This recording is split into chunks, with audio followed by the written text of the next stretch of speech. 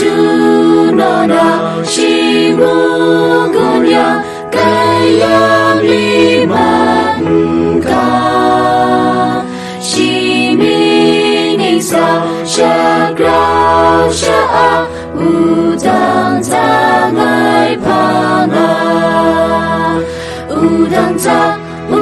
ta ngai atai shamula nghe amin lila ai li ti krakwa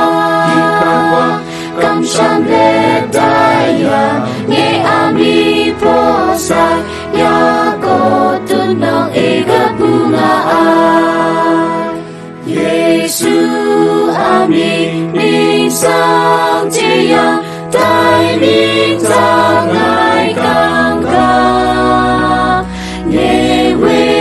ni te pia ai kru ngai min ma tan tu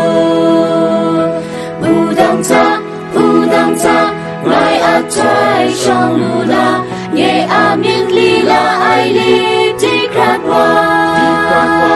kam sham le daya nghe ami posa ya go tunong ega bunga